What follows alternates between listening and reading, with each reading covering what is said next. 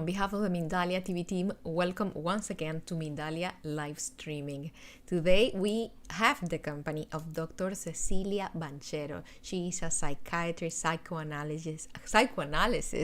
She has studies in metaphysics, in biocodification. Well, she has a very interesting background and curriculum on her back, and we're going to be talking with her about how to make the abundance of money flow into your life. Before starting with her, I just want to remind you that Mindalia is an international non-profit organization and that you can collaborate with us very simply just by liking our videos, subscribing to our channels, following in our different platforms. You can even share our content with people that you think that may benefit of what we have been sharing here today and every day. It is my pleasure to introduce you and to welcome Dr. Cecilia Banchero. How are you doing today? I'm so happy to be here with you, really. I love Mindalia. Mindalia, it's my family. And I'm so happy to speak about a complex subject, which is money, wealth. And I want to begin with my own history, my own biography. I was born in a country when you are just great, you have money, and just in a sudden, in 1 minute, you lose everything. I was in a bankruptcy 3 times in my life, even though I was a doctor. I am a doctor. And that day I was working as a psychiatrist. But Argentina is a very, very hard country to live. And when I was 40 years old, I get in touch with a great metaphysics teacher. I had money just to pay my debts. I never have a poor condition of living. It's not true. I have my house, I have a car, but I have the money, the money to pay the debts. I have no possibility of traveling, of buying issues that I love for my kids. I couldn't buy anything I really love for my kids. And just in a sudden, I get in touch with a great metaphysics teacher in Argentina, Ana Castro. And I am a very good student, even though I didn't believe a word of what she said at the beginning. She said that you can make money using certain words, certain phrases, painting mandalas. And she taught me a great sentences. You think, you believe, you create. And I am very scientific, and I didn't have faith in what she said. But I am a good student. So I decided to do whatever she told us, she taught us, and I began to go to their courses. She has a precipitation course. I was there in her academy once a week, 1 hour and a half, and all of a sudden, in just 20, 30 days, suddenly I was working as a psychiatrist. That was my great income. And one patient of mine came and said he was very wealthy, and he told me, I want to pay all this year in advance. And in half an hour, he called his secretary, and just in half an hour, all the money I need to pay my debts, and all the money I need to travel, all the money I need to buy things to my kids was just in front of me. So I said, I need to study this technique. There must be something. And this is the first technique I began to study more than 20 years ago, referring to making money, which is when you really, first of all, you have to think. The first thing she told me, Cecilia, you have to think, what do you relate money with? You relate money with evilness, with bad people, with corruption, with money makes you sick. If you have money, you will die because you will get an illness. If you have money, you won't have love. So write a list of all the negative things, beliefs you have about money. So I write it down, all the list, and I was surprised because I had such a bad belief about money. And she said, well, you have to work on that list because that list is the reason you don't have money. When you understand that there are good people with money, bad people with money, that money is an energy created by God, and you need to relate it with the money in a different way. Money will come to you. And she said, you also have to write down all the good things referring to money. And I related to money with traveling, with studies, with courses, with a gift to the people I love.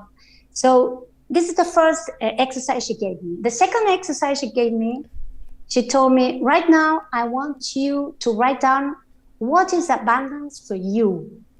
What is wealthness for you? What do you have to want in life? Because the other day, whenever I appear in a program or in a show, people ask me, are you rich? Do you have lots of money? And that's another issue you need to think. For me, being rich is to have a lovely house with a car and have a good health, have the love of my husband. I have a marriage of 35 years. Having my kids being okay. And for another people, being wealthy is to have $20 million in a bank. I mean, you can't set richness or wealthness. It's not the same for everyone. For me, I don't need so many things. If I gave right now, someone putting $20 million in my bank account, it won't change anything to me. I would think, what will I do with that money to help people? Because I don't want to change my house for a bigger.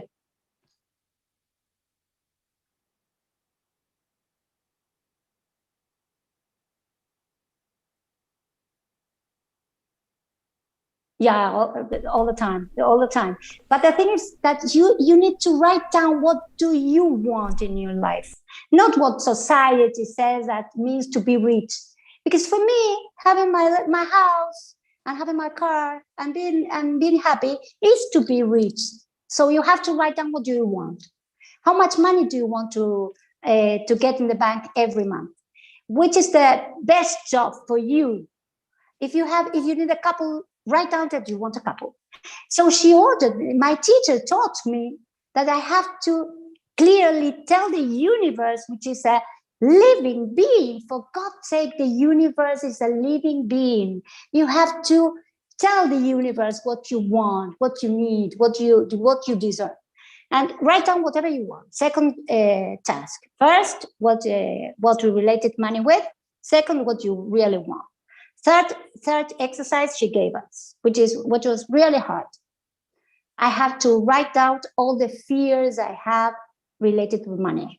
And I was absolutely surprised because I keep on writing and writing and writing and writing and writing.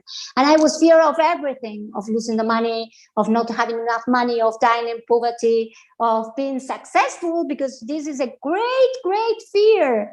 I was fear of having much money because this means responsibility, time taken away from me. So you have to write down all the fears you have according to money. But remember that if you have fear to poverty, you will have the exact amount of fear to greatness and to success and to having lots of money, to be rich, wealthy. So I wrote down all my fears. And then she told me, right now, tell me about your self-esteem. What do you think you deserve in life? What do you think you are to deserve getting lots of money from the universe? Oh, that was terrible for me, because I found that I thought that I didn't deserve so much, that the others deserve, but not me. And I realized that I couldn't tolerate having money. Having money in my hand. I want to interrupt you right there. I just need to, because I want to find out, why is it that we are so scared of letting go and actually surrendering and accomplishing things we know we can accomplish? Why are we so afraid and scared of success and money and just being plenty? What is holding us back from that? So many things to answer. We are afraid of competition. We are afraid of envy. We are afraid that people will leave us alone. People will use you. If you have money, then people won't pay attention to you, will pay attention to your money. There are so many things about, and remember, Mirna, that it is very easy to the conscious mind to tolerate being a loser. But being a successful people, if you are not born in a place, in a community where success living and getting lots of money, it's a wealth thing, it will be very hard for you to have money. Because if you were born in a family which constantly says money, if you get money you are corrupted, maybe she did something with a man, that's why she gets so much money, and money makes you a bad person, it's very difficult to be able to tolerate. There are so many things about envy, beliefs of society. Right now, you can in Freudian times, you can't speak about sex. Right now, what you can't speak or you can't ask someone is how much money someone gets every month from their job, whatever. And money is a forbidden subject, because no one can ask you. If I ask you, how much money do you gain every month? What would you think about me? Exactly. It's a forbidden task. We would say, like, why does she care? Like, I don't have to disclose that information. That's private. Of course. It's the most private information in the planet right now. Everybody speak about sex. What happened with it's common. You go to a meeting and everyone speak about sex, probably with their husband, but not about money. Money, it's a forbidden task. And as I was telling you, when I began to think about how much money Cecilia deserved, I realized that I didn't deserve much. That's why I didn't have much. And whenever I have much money, I have it's very important. You have to think about how your mother and your father deals with money. If they accept money as a lovely thing in your life, you won't have problem. But in my case, I have my father was a millionaire, but money brings so much pain in my house. My father and my parents get divorced when I was young, and for me, money means suffering, means treating badly. My father treated really bad according to money. He cheated on my money, my mother's money. So for me, money was a hard task. And so I have to make a reborn. I have to construct myself, speaking about money. I won't be my father. I won't cheat people with money. I won't destroy someone with money. I have to say, what kind of person do you want to be if you have lots of money? But I have to do a great inner work about what I've seen in my childhood. And what I think, I really think about money. And I have to say, no, Cecilia, you deserve the best in this planet. You deserve to have a great life, great love, a great amount of money, because you won't be a bad person if you have money. That's the third task my teacher gave me. But I spent, it was not a work of 1 day, of 2 hours. It was a hard work. I have to paint and write. I would say years. It was a work of years, trying to work. Oh, again, I am a fear of being poor. Oh, again, I think I don't deserve money. Oh, again, this fear appears in me. And I have to, that's what I want to tell the people. You have to, if you want to be wealthy, if you want to be sure that money won't be away from your life, you have to go on working every day. What's going on with me now? How I'm standing in front of the money? Do I deserve money right now? Do I feel secure that nothing is going to be away from me, because God is going to take care of me? It's a constant work. And that's what the people that don't understand. It's not 1 day work. Because we spend so long with the non-deserving thoughts, with the non-deserving sensation and principles, and that it's like our whole core, the basis of our mental structure are there in right. I don't deserve it, and I better live with whatever little things I have.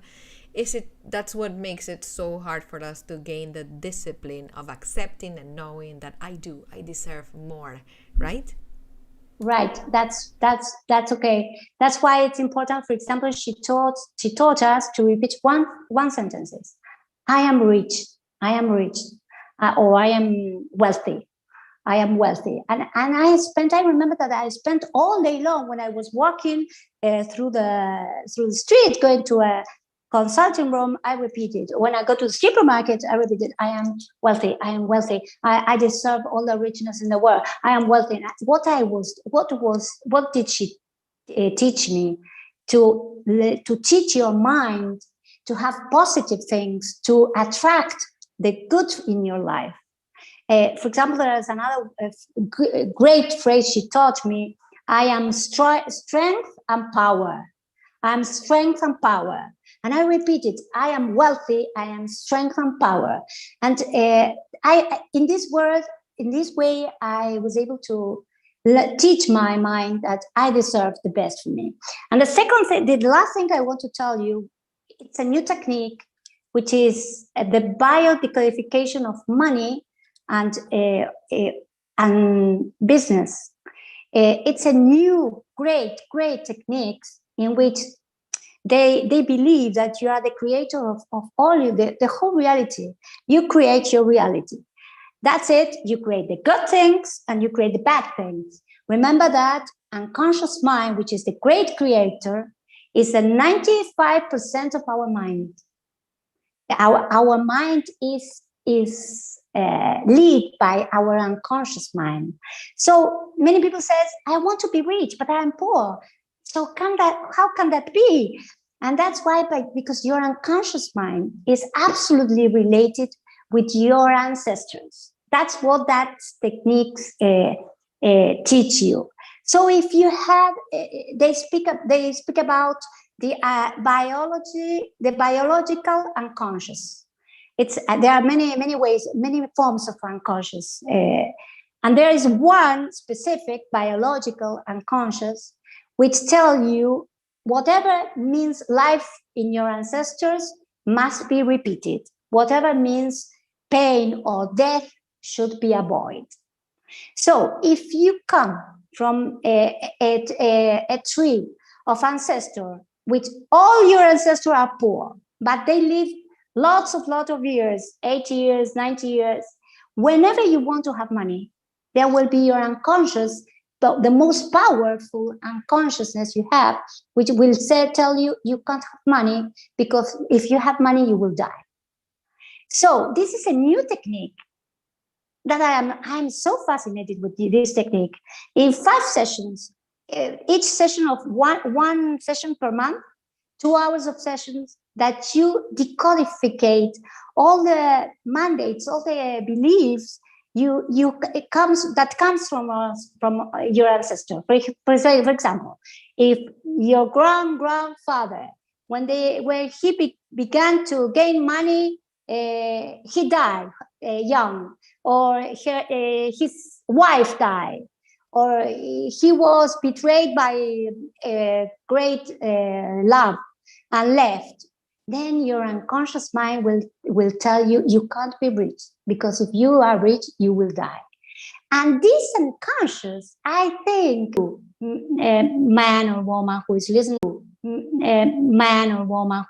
to me right now, and your life has been a continuous struggling against poverty and against scarcity, against limited money, please try to find out someone who is working with this technique, because you will find amazing results in few sessions. So I'm right now I've been studying all day long. I've been studying for months this technique, and I think that people should know about this technique. So if I'm understanding well, this is basically something within us in the basement, in the very, very bottom of what we understand of our mind, is responding just as a trigger to a certain situation that is in our, our genetic memory, that stores that information and says, hey, be careful because this could mean you not surviving, right? That's right. Imagine that our unconscious mind, imagine that you are in a dark place, and when you want to get money or something, you don't know where you are, you don't know how to do, and the ancestors unconscious appear big signals that you can't have money, you can't have money. This is the ancestor, the family unconsciousness. But this family unconsciousness is linked with with Jung's humanity unconscious. They are much powerful than the family unconscious. But imagine that you are in a dark place and you do not know how to do. And signals appears and with light and said, you can't have money, you can't have money, you can't have money, you will die, you will die. What can your small unconscious, personal unconscious can do with such a big, huge information that appears from ancestors? That techniques is based on quantum physics, in Jungian's unconscious, and in the shamanism's techniques, because they think that your unconscious understand rituals much easier and much faster than speaking words. For example, if I burn a letter, you will understand that something is finished, that something disappeared. So they use shamanic rituals to make you understand that money is good for your life. And it's amazing the results they have. You talk about shamanic rituals. You talk about how the brain apparently reacts better to experience, even a faked experience, even a reenactment experience, than what it would respond to just intellectual information. So what comes to my mind right now is that these traditions, like shamanic traditions, it's been centuries or millennia managing this type of information. So they knew the things that science is just getting to know right now. What happened? Yeah, why we never listened to? So when people say like your ancestors are within you, your ancestors are watching for you, it's not me. It's not metaphorically speaking. It's true. It's reality. They said I can tell you the results I have since I began with this technique. I can, you know, that I speak about what it happened in my life. I never speak about generalities because it's not my way of speaking with people. When I begin this technique in January, when I appear in Mindalia, I have 5,000 people watching at me, 6,000 people. When I get my degree on October last year, 53,000 people watch my video. And that's your degree. Do you for understand? Biocodification. But your other degrees, medical degrees, it's my longer. biocodification. Because I get my degree 27th October. I did the show in Mindalia 27th, one day after. And I have 35 right now, 1,000 visualization of this show. Explain to me, how can you do that? Because they use a method. They speak to this unconscious, powerful, unconscious mind, which can't understand the language. And I think that you may be thinking, what happened with your teacher? You say that you repeat that. There are different techniques. But they are powerful. Both of them are powerful. But I learned the technique of my teacher 20 years ago.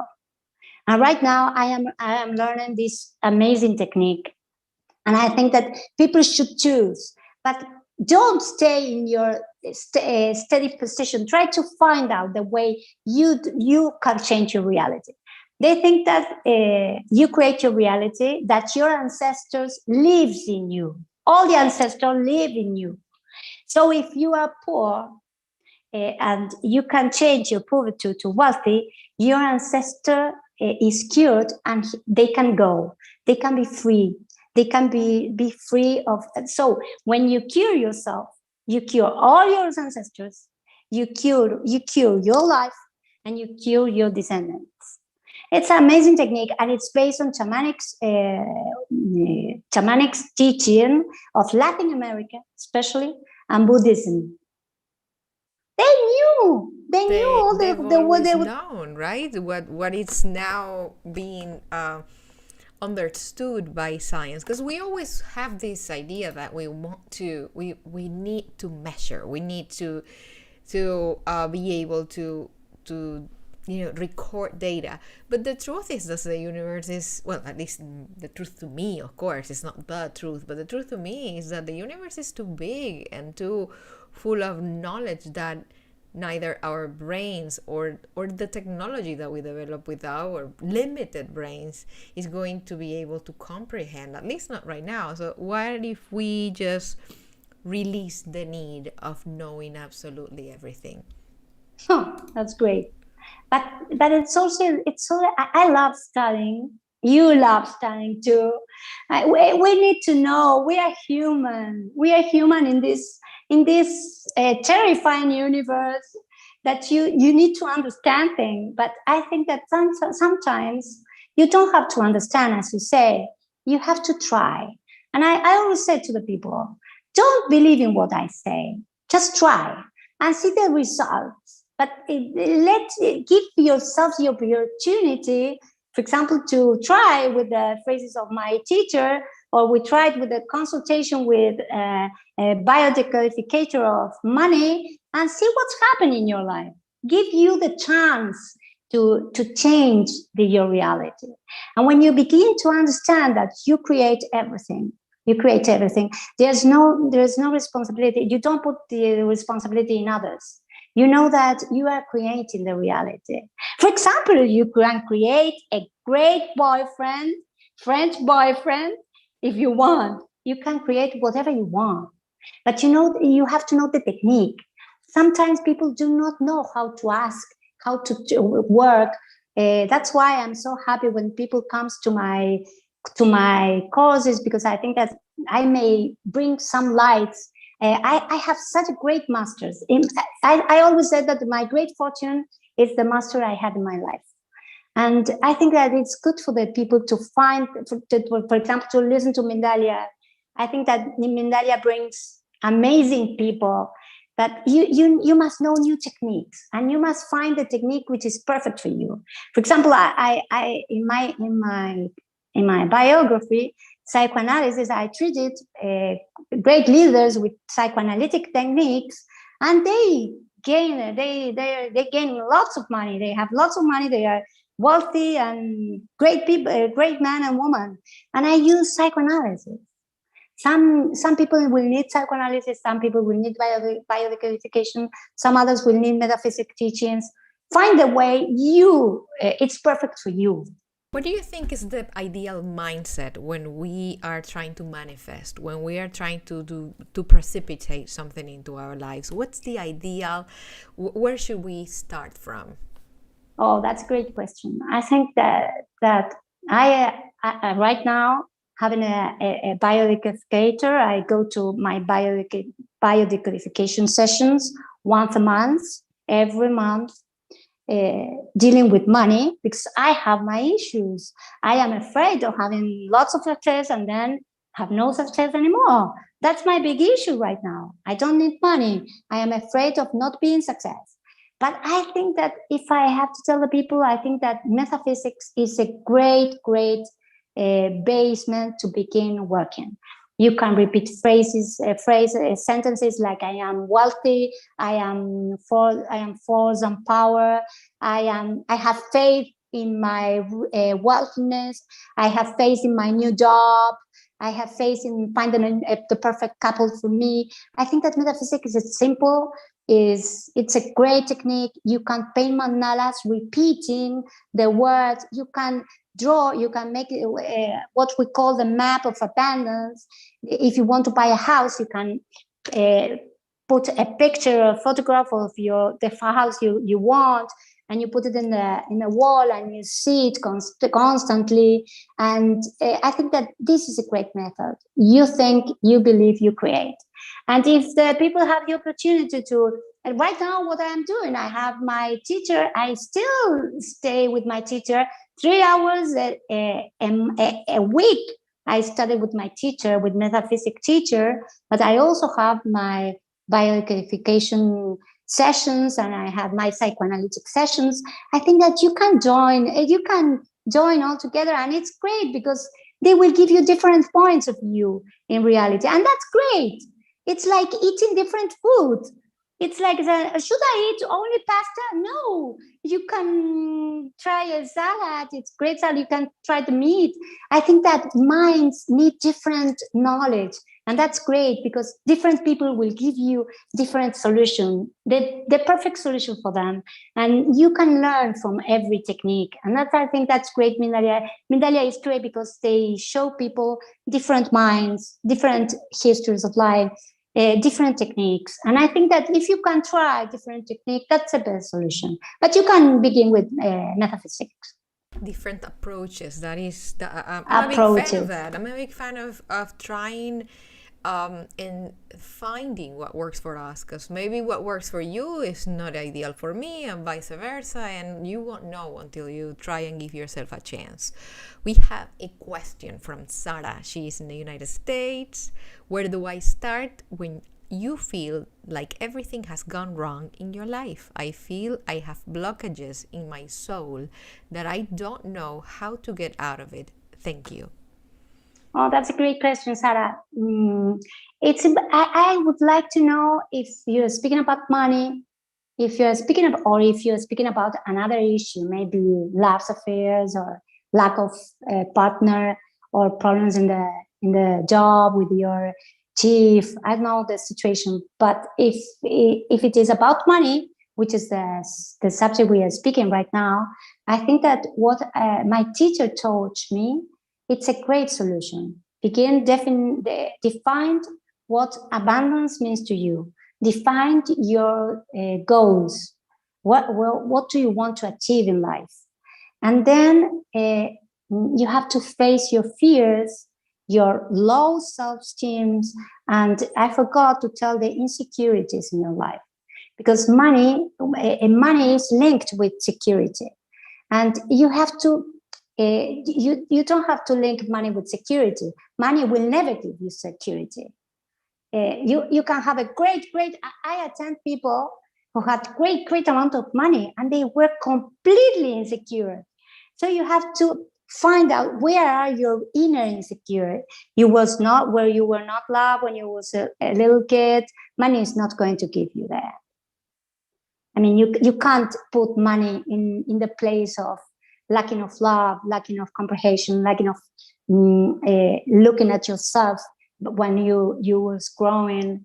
And the people put money in all those holes in your mind: insecurity, low self-esteem, fears. They put all the things, put money in these places. And you have to separate. No. Money is not going to give you security. Your self-esteem will give you security. The love of others will give you security. But you can also have money. Money is a great compliment for it. Can you explain what is the difference between money and abundance? Because we tend to think it's the same. Would you mind telling us what's the difference? Oh, that's great. No, abundance is a state of consciousness. Abundance is a state of consciousness. I found people in my life, for example, my teacher, you know that she was, when she was young, United States offered to install a huge TV, like opera, a huge TV chain of shows, I don't know what the exact name, which is huge, to teach in the United States. But she has to leave their two children, their children. So she said no. She has a small little house in Argentina, in a not very good, lovely neighborhood in Argentina. Yeah, it's not a great neighborhood. And she's the richest person I ever met in my life, because she had the love of thousands of people. She helped cured hundreds of people. She has the love of her daughters, the people around her, and she doesn't need much. Abundance is a state of consciousness. But she knows she teach she can do, she speaks with the master. I believe that she has a knowledge that I've never seen. She's one of the most intelligent people I ever seen in this planet, and she's abundance. She doesn't need much because she has so much in her inner life that you don't have to have a house of 100 rooms to be happy. Abundance is a state of consciousness. And you must find which is this perfect state of conscious for you, because maybe for me is to have a regular house, and for you is to have a small house or to have a house of 2,000 rooms. I don't know. Abundance is a state of conscious. You are not abundant if you don't have a couple if you want. You are not abundant if you have an illness.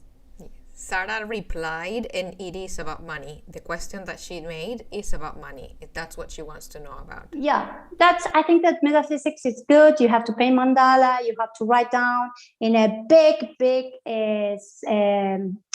paper, put in front of you. Look at this paper, write in the map of abundance, put whatever you want, money, cars, a house, a husband, whatever you want. But I think metaphysics is simple. You can practice it. I think metaphysics is a good beginning. Thank you. And we have a question from Peru, Fiorella Cárdenas. How can I connect better with the energy of discernment? Is there any tool that you can share with us? Oh, that's great. Lovely question, isn't it? I think that this is a question I did to my teacher when I was young.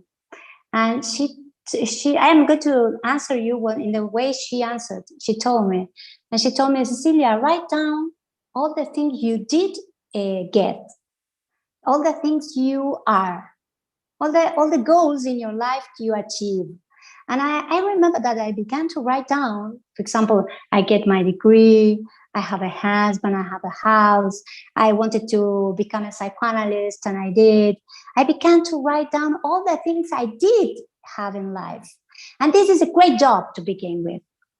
You have to write down, because your mind, the minds of all of us, is going to show you all the things you lack in life. You don't get. You are a loser. Because it's a biological way of living. Because if the lion comes and you don't pay attention, you will die. So the mind pay attention to the risk and the things that you fail much more than all the things that you do have, your success. So you need to write every day if you can, for all of us, for me too. Every day we should write down all the things that we do have. And gratitude, it's important. You know that the base of wealthy is gratitude. If you should write down, I am 30 years old. Thank you because I am alive in this incredible experience, which is a human life. Thank you for being alive. I can rent a room. Thank you because I can rent a room. I can get a degree in the primary school. Thank you because I can get it. Whenever I can pay one coffee. Thank you because I can't pay one coffee. I get my salary, even though I don't like the amount of money. Thank you because I get my salary. I think that gratitude connects you with the greatness. But in your case, I will write down all the things I am, because we don't remember. We have bad memories of all the achievement, the success, the goal we get, the love we get from others. That means abundance too. If I am loved, right now, for example, I am so happy with people all over the world, and they are so loving with me. And that's a great abundance. Having someone who said, Cecilia, I remember you, I love you, thank you for your answer, I remember, I listened to your podcast. That's a great amount of abundance. We don't celebrate each other enough, right? We tend to, we're just looking and we at the flaws that we may be having, and we forget that even knowing how to bake a cake, even knowing it, even sometimes I was actually, and we're about to run out of time, but earlier this week I was thinking, we don't even celebrate ourselves for waking up every day, even if we want it or we don't, getting our kids ready, bringing them to school. It's not that we don't do it from love. Of course we do it from love, but sometimes we just feel like we can't. We are zero energy, and we still overcome sadness or overwhelming, or the problems that we may be having, and we are standing and we are strong. We don't celebrate that enough. How can we celebrate? And this is the month to celebrate, not to celebrate, to commemorate our strength and our I don't like to say fight, but our resilience. Let's close this space with a word about that, Cecilia. I think that what you said is great. I have no words to put on it. I think you said it's great. We don't celebrate life. I was not a grateful person. I was very grateful with other people, with all my teachers, with my husband, with my kids, but not with myself. I was always in luck with myself. Up to the moment I had a cancer.